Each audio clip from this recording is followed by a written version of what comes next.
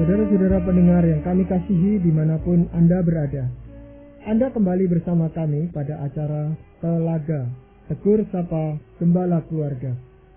Saya Gunawan Santoso bersama Ibu Idayanti Raharjo dari Lembaga Bina Keluarga Kristen telah siap menemani Anda dalam sebuah perbincangan dengan Bapak Pendeta Dr. Paul Gunadi.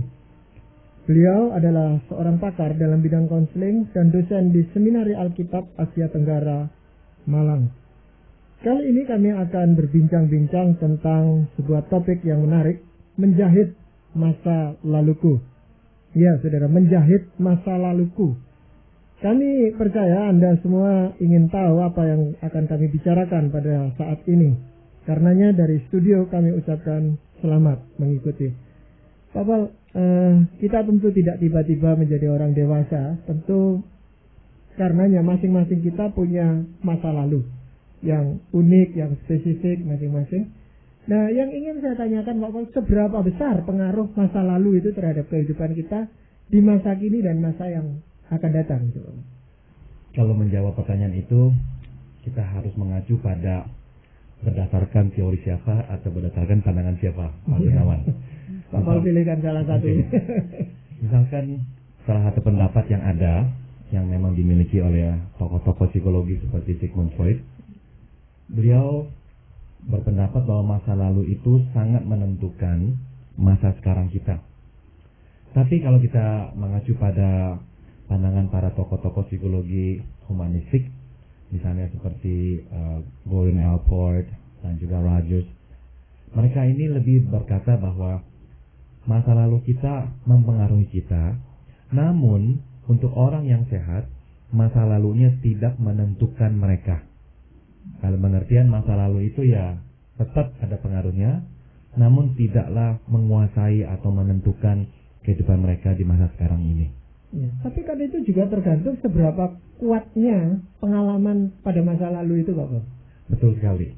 Jadi hal-hal yang positif dan yang dengan kuat berakar dalam hidup kita akan sangat menopang kehidupan kita di masa sekarang ini.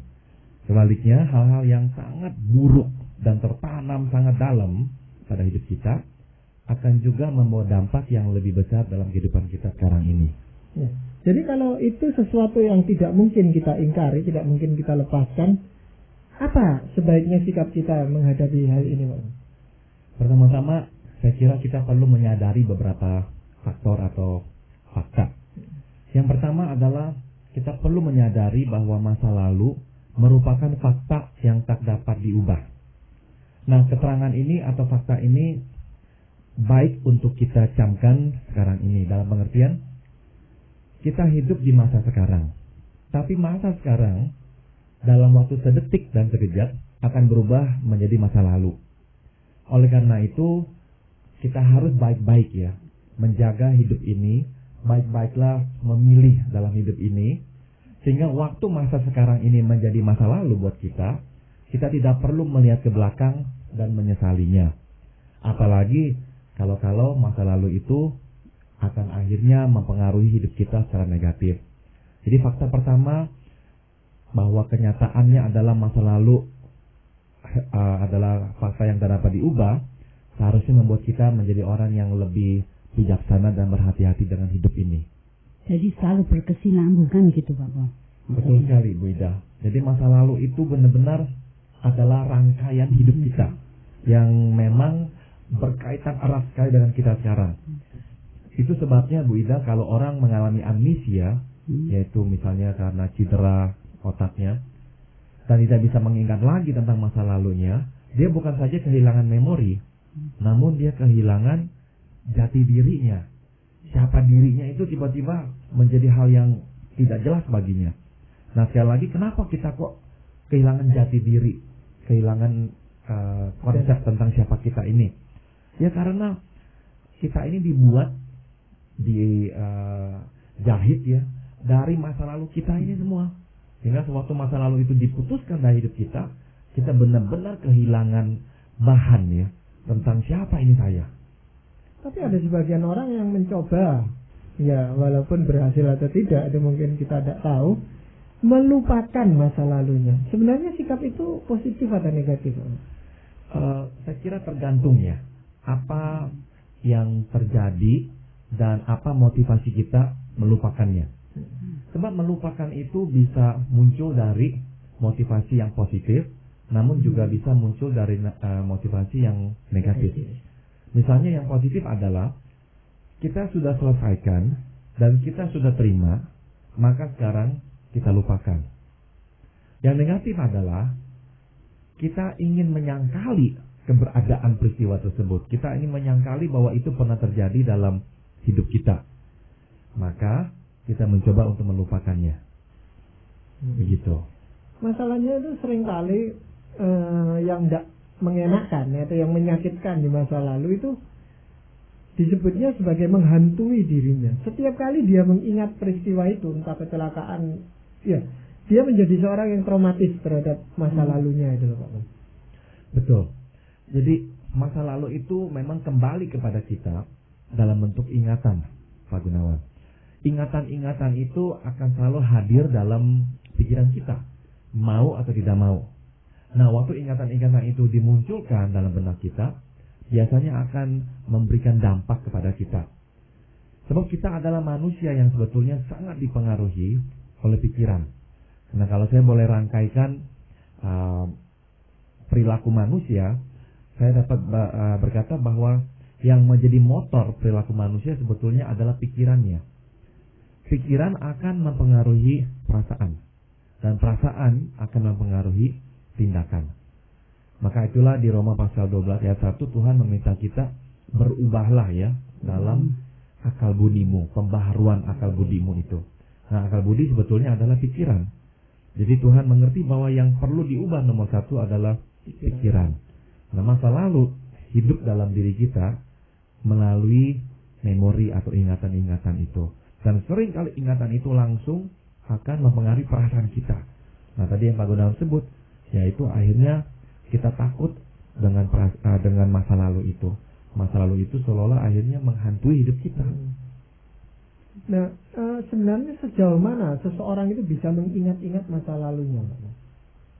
Tergantung sebetulnya apa yang dialaminya dan pada usia berapa. Pada umumnya kita sulit sekali mengingat peristiwa yang terjadi di bawah usia 3 tahun. Di atas usia 3 tahun ada peristiwa-peristiwa yang masih bisa kita ingat. Nah, yang kesannya kuat sekali gitu. Yang kesannya kuat. Umumnya kita lebih bisa mengingat peristiwa yang terjadi sekitar usia 5 tahun dan ke atas. Sebelum itu ya samar-samar dan kadang-kadang ya tidak bisa kita ingat dengan jelas. Tapi khusus untuk peristiwa-peristiwa yang memang membekas dengan berat, dengan tajam, cenderung kita ingat untuk waktu yang lama. Saya masih ingat satu kali saya berkata kepada mama saya masih ingat saya jatuh ke got, ke selokan, waktu sedang belanja di pasar. Mama saya kaget sekali. Dia bilang, kamu masih ingat itu? Ingat, saya bilang. Dia bilang, kamu masih kecil sekali saat itu. Kamu mungkin baru berusia sekitar 2 tahunan lebih. Nah, kenapa bisa saya ingat? Karena sangat traumatis. Saya masih ingat saya masih begitu kecil dan tiba-tiba terjun masuk ke dalam got di dalam pasar itu. Nah, Pak Paul, di dalam kita bermasyarakat, bergaul, bahkan di dalam kita membangun rumah tangga, masa lalu itu tadi Pak Paul katakan kan tidak bisa dilepaskan, tidak bisa diingkari bahkan. Nah, itu pengaruhnya sejauh mana, Pak? Masa lalu kita itu akan memberikan kita suatu cetak biru, Pak Gunawan. Cetak biru atau pola ya, dimana kita seringkali mengacu pada yang saya saksikan dulu, apa yang kita lihat pada orang tua kita, pola hubungan yang seperti apa itu, dan kita mencoba untuk menerapkannya. Kalau itu positif, kalau itu negatif, kita cenderung mencoba untuk membalikannya, cenderung untuk justru melakukan yang tidak dilakukan oleh orang tua kita. Jadi seringkali memang mempengaruhi kita seperti itu. Atau yang lain adalah dalam hal harapan. Kita cenderung mengharapkan pasangan kita memberikan yang kita butuhkan. Nah, yang kita butuhkan ini adalah kebutuhan-kebutuhan yang sebetulnya bersumber dari masa lalu kita. Pak Pol, masa lalu yang negatif ya, yang mempengaruhi kehidupan seseorang, itu bisa menimbulkan suatu penyakit ya Pak Pol. Dan itu kalau tidak bisa dilupakan, penyakit itu akan terus menimpa korban tersebut, Pak. Oke. Mungkin nggak selalu harus menimbulkan penyakit, namun memang bisa ya menimbulkan penyakit. Penyakit dalam pengertian gangguan psikologis. Nah, salah satu akar gangguan psikologis yang muncul dalam berbagai jenis gangguan psikologis, misalnya seperti depresi, adalah masalah penilaian diri yang buruk. Itu dalam bahasa Inggrisnya sering disebut low self-esteem. Penilaian diri yang buruk adalah anggapan bahwa diri kita itu kurang, atau istilah yang lebih populernya minder. Nah, keminderan ini tidak merupakan produk dari apa yang kita alami di masa lalu. Entah mengapa dalam kehidupan kita pada masa-masa pertumbuhan, kita akhirnya dikondisikan untuk percaya bahwa kita ini tidaklah sebaik orang lain, bahwa kita memiliki banyak hal-hal yang memalukan, banyak kekurangan yang masih ada pada diri kita. Nah, ini bisa timbul dari berbagai sebab. Misalnya anak yang sering mendapatkan penghinaan, anak yang dilecehkan oleh baik orang tuanya maupun teman-temannya, ya akhirnya bisa bertumbuh besar dengan pemikiran bahwa saya adalah seseorang yang tidak baik atau tidak cukup baik. Yang sering kali kita saksikan itu adalah akibat ya Pak Boleh dari masa lalu seseorang yang kurang baik dan sebagainya. Tapi sebenarnya bagaimana prosesnya itu kok sampai mempengaruhi tingkah laku seseorang pada saat ini itu Pak Boleh? Masa lalu itu akhirnya memberikan kita suatu kepercayaan atau suatu keyakinan tentang hidup ini atau tentang kita ini. Contoh, kalau misalkan kita ini dibesarkan di rumah di mana ayah kita bermain serong dengan wanita lain, kita sangat dekat dengan ayah kita dan sangat percaya padanya. Namun tiba-tiba seperti halilintar di tengah hari kita mendengar kabar dari ibu bahwa ayah kita mempunyai seorang wanita lain di luar. Nah, tiba-tiba keyakinan kita bahwa ayah adalah figur yang bisa dipercaya, dan tidak-tidaknya ayah kita ini hancur, runtuh. Nah, yang terjadi adalah keyakinan itu akhirnya absen, tidak ada lagi. Akibatnya, sekarang kita benar-benar melihat pria yang mendekati kita, kalau kita ini wanita, dengan rasa was-was. Kalau ayah saya saja yang mengasihi saya dan yang berjanji setia untuk keluarganya bisa bermain serong, apalagi orang lain yang bukan ayah saya. Jadi dengan kata lain, peristiwa-peristiwa yang traumatis seringkali mengubah keyakinan kita tentang hidup ini, baik yang berkaitan dengan diri kita ataupun orang-orang lain. Jadi banyak contoh-contohnya, tapi sebetulnya intinya ke situ, mengubah keyakinan kita sehingga hidup kita tidak bisa lagi sama seperti dulu.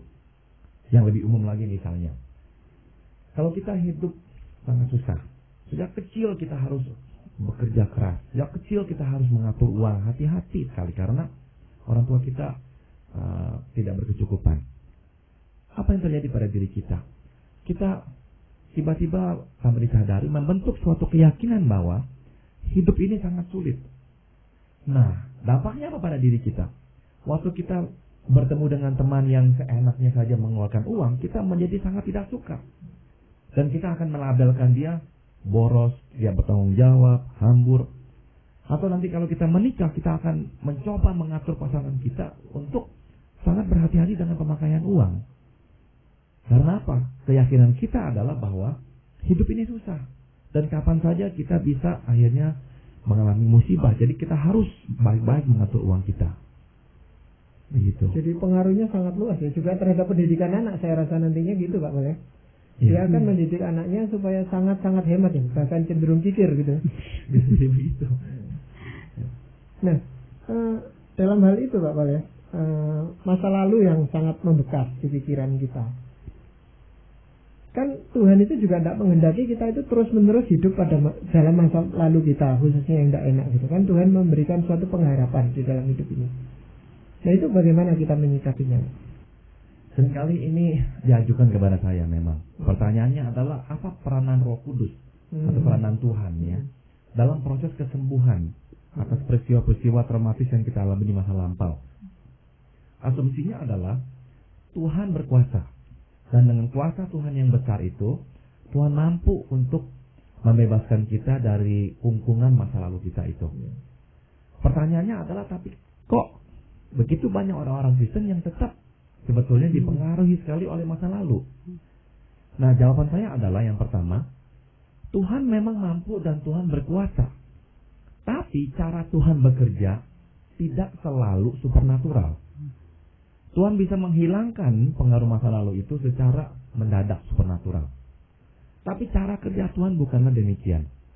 Yang lebih sering adalah secara natural. Apalagi yang berkaitan dengan masalah psikologis. Kita tidak usah bicara yang psikologis dulu dah. Misalkan kita bicara yang fisik, gangguan medis.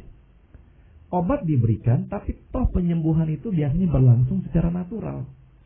Obat diberikan tidak dalam waktu 1 hari kita langsung sembuh. Bahkan penyakit yang sederhana seperti panas atau flu memakan waktu 3-4 hari. Jadi dengan kata lain, memang campur tangan luar itu seringkali melalui jalur yang natural. Dan Tuhan pun bekerja seringkali ya melalui jalur yang natural, bukan supernatural. Itu cara kerja Tuhan yang paling umum.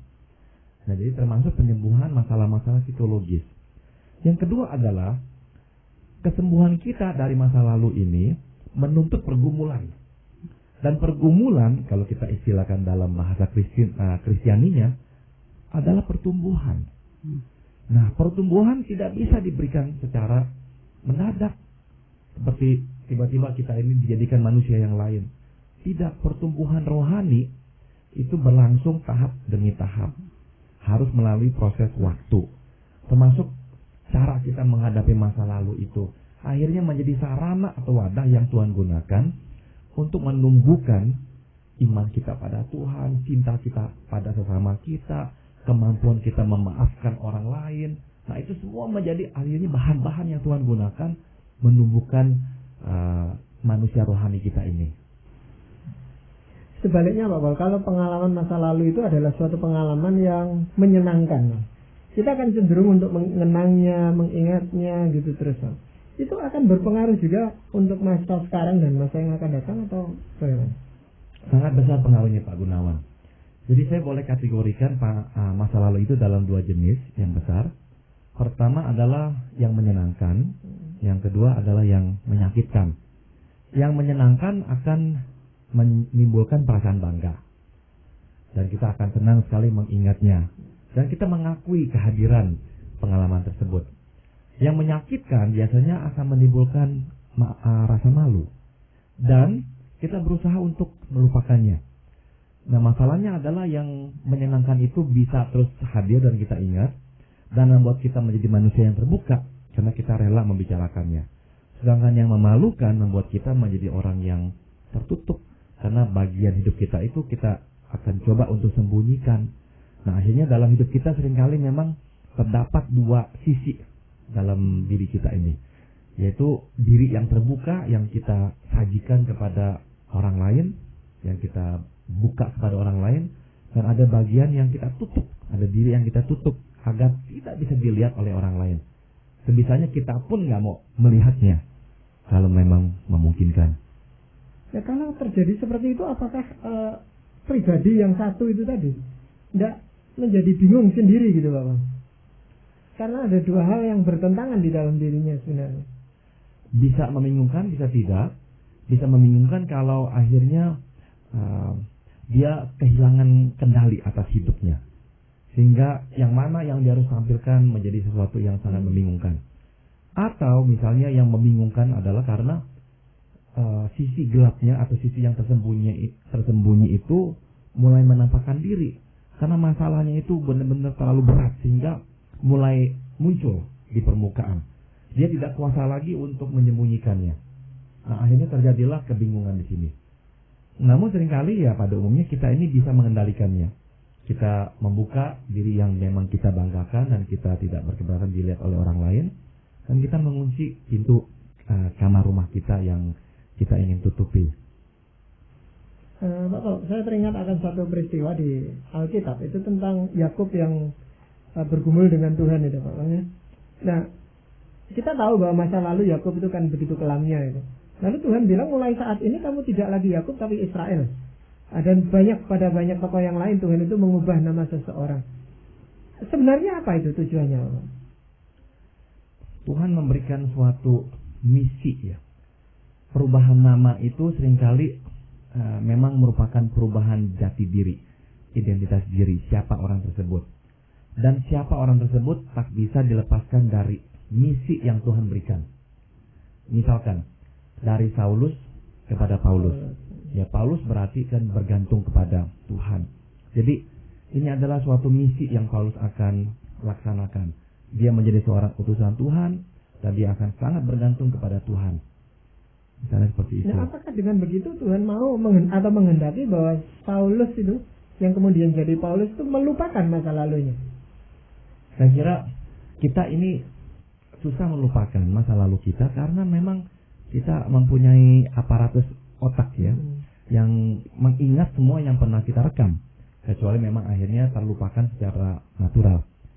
Yang penting bukan melupakan, tapi menyelesaikannya sehingga meskipun ingatan itu tetap ada, tapi tidak lagi menguasai kita. Tapi tetap saya harus akui bahwa seberapa baiknya pun kita bisa menyelesaikan masa lalu kita yang kelam itu, setiap kali kita mengingatnya, tetap akan menimbulkan goresan, kepedihan kembali. Tetap akan ada rasa enggak enak, ada rasa susah, akan ada rasa sedih dan sebagainya. Sebab peristiwa itu memang pada dasarnya sudah menorehkan luka dalam hati kita.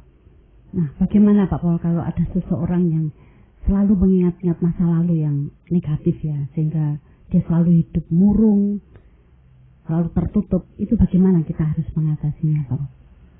Oke, ada beberapa langkah yang harus kita lalui Ibu Ida. Namun prinsip yang mendasari ya proses-proses ini yang nanti akan kita bahas adalah bahwa masa sekarang ini seharusnya cukup baik atau cukup menjanjikan, sehingga masa lalu itu bisa kita kebelakangkan. Maksudnya begini, kalau masa sekarang kita ini juga tidak menyenangkan dan pahit, cenderung masa lalu itu muncul dan menjadi sangat berkuasa atas hidup kita. Namun kalau masa sekarang kita ini sudah baik, kita lebih mampu untuk bisa mengatasi masa lalu kita. Nah, ini asumsi dasarnya. Ini sebabnya ada orang-orang yang meskipun dia sadar dia harus bisa menguasai masa lalunya, dia tahu Tuhan sudah menebusnya, tapi tetap hidup dalam masa lalunya. Karena masa sekarangnya tetap tidak baik, tetap tidak manis buat dia. Jadi keadaannya sekarang itu yang menunjang ya Pak Paul? Penting sekali, betul Bu Ida. Kalau masa sekarang tidak menunjang, usaha dia itu seolah-olah tidak bertenaga untuk bisa menguasai masa lalunya. Ya.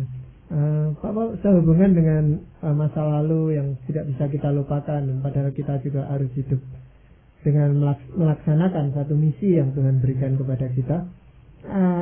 Mungkin Pak Paul akan sampaikan bagian dari firman Tuhan yang bisa menolong kita semua untuk hidup pada masa kini, tetapi juga tidak mengingkari bahwa kita mau melupakan masa lalu kita yang Tuhan juga sudah izinkan terjadi atas hidup kita.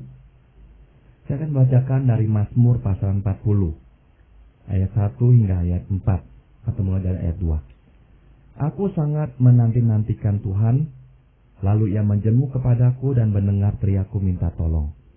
Ia mengangkat aku dari lubang kebinasaan, dari lumpur rawa. Ia menempatkan kakiku di atas bukit batu, menetapkan langkahku. Ia memberikan nyanyian baru dalam mulutku untuk memuji Allah kita. Saya kira ada dua unsur di sini yang penting.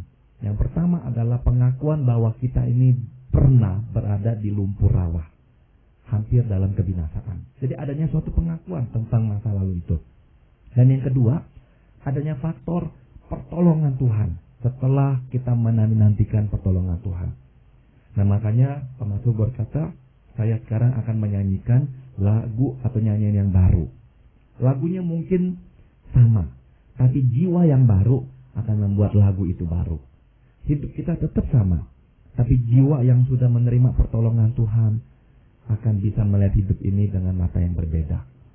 Jadi tetap bagi siapa yang sedang menderita karena masa lalunya, tetap nantikan Tuhan.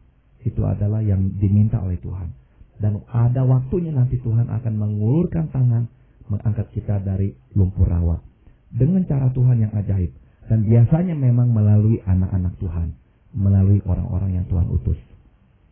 Ya, memang kalau mendengar pembacaan Mazmur tadi, kita bisa tahu bahwa Tuhan pun tidak menghendaki kita begitu saja melupakan masa lalu, karena masa lalu itu sendiri pun dalam rencana Tuhan atas hidup kita. Dalam kedaulatan Tuhan semuanya terjadi. Tuhan, ya. Betul. Jadi tidak ada sesuatu yang kebetulan terjadi. Betul. Dan sebagainya. Itu semua direncanakan untuk kebaikan kita sebagai orang-orang yang beriman ini. Iya. Ya, hanya masalahnya ya berharap itu terus-menerus itu Pak Pol ya. Betul. Yang harus kita lakukan. Betul. Ya, saya rasa memang ini akan kita bahas lebih lanjut Pak Pol, khususnya dalam hal bagaimana mengatasi masalah ini dan sebagainya. Namun karena keterbatasan waktu ini, tentunya kali ini kita harus sudahi lebih dahulu perbincangan kita ini. Jadi demikianlah tadi para pendengar, kami telah persembahkan ke hadapan Anda sebuah perbincangan seputar kehidupan kita tentang menjahit masa laluku bersama Bapak Pendeta Dr. Paul Gunadi dalam acara Telaga Tegur Sapa Gembala Keluarga. Pokok bahasan ini masih kami akan bahas lebih jauh pada kesempatan yang akan datang. Dan bagi Anda yang berminat untuk melanjutkan acara Tegur Sapa ini, kami persilakan Anda menghubungi kami lewat surat. Anda bisa mengajukan pertanyaan, usul-usul, dan sebagainya. Dan alamatkan surat Anda ke Lembaga Bina Keluarga Kristen atau LBKK, Jalan Cimanuk 58, Malang. Dari studio kami bertiga mengucapkan sampai jumpa pada acara Telaga yang akan datang.